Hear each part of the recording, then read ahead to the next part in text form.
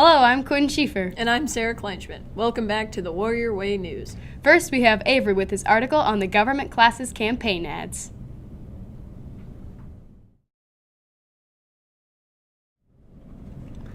Crofton's government class started working on campaign ads on Friday, March 8th. There are 5 groups with 3 to 4 students in each. Each candidate represents a separate campaign group.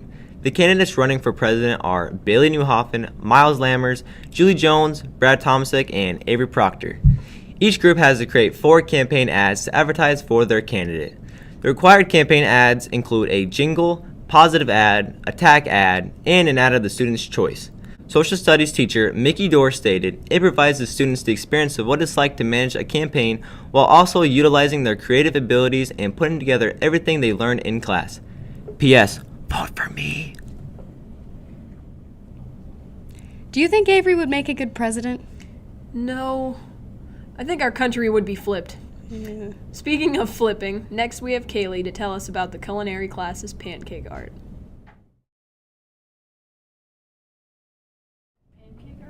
Crofton's culinary class joined the popular trend of making pancake art. The students successfully made a pig out of the pancake batter.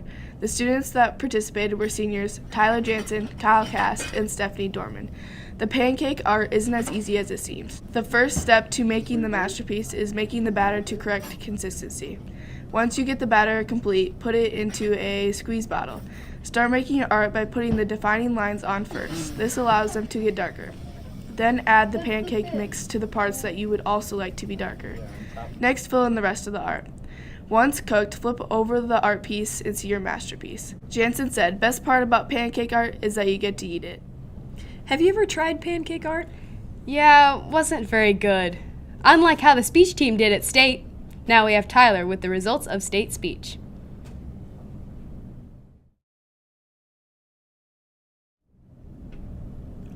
On March 22nd, the Crofton speech team competed at State Speech in Kearney.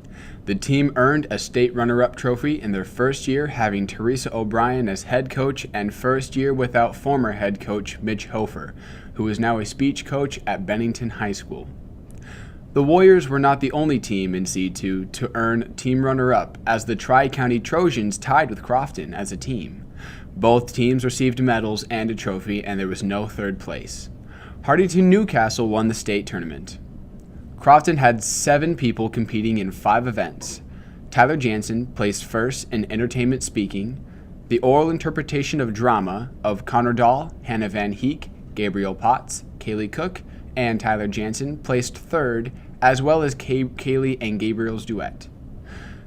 Taylor Schieffer placed 5th in informative speaking, and Calvin Schieffer competed but did not make finals of the state meet. Next up, we have Ella with her article on the recent flooding in Nebraska.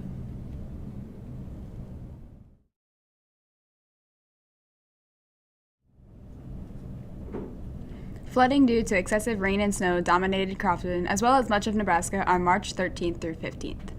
Throughout this year, Nebraska didn't see much rain or snow until late December and early January. "Once the snow started coming, it didn't stop," commented Quinn Schieffer. Then on March 13th, it all seemed to be too much for Nebraska. Precipitation didn't have anywhere to go, and sure enough, rivers flooded their banks, families found feet of water in their basements, and dams and bridges were compromised. In Crofton alone, many homes had flooding in basements, and one home even had a basement cave in. Many country roads were washed out, and even the bridge on Highway 121 near South Yankton was destroyed by the water. Sophomore Erica Tyndall said, "With the bridges being out and some of the roads washed away, it makes it very difficult to travel places." Omaha World Herald reported that in Knox County alone, $17,802,650 million of damage was inflicted on private and public land. Niobrara was out of school until Friday, March 22nd, because the Niobrara River overcame its banks and flooded the town. Osmond and Randolph were some of the other area towns hounded by floods. Nebraska as a whole suffered over $1.4 billion of damage. Lincoln was in a water crisis and could also still lose their water systems. Vice President Mike Pence and Governor Pete Ricketts also visited the state to assess the conditions. The National Guard even stopped to help bring supplies to those who were stranded. Freshman Jaden Jordan stated, "It's going to be a couple of years before everything returns back to normal." Right now, this state slogan is very fitting. Nebraska, it's not for everyone. I hope you guys are contributing to the flood relief drive.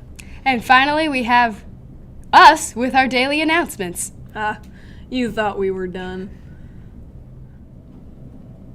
On Monday, April 1st, the boys golf team will open their season with a tournament at home. The junior high track team will travel to Hardington for their first track meet of the season. The Knox County track meet will also be held on this day in Creighton.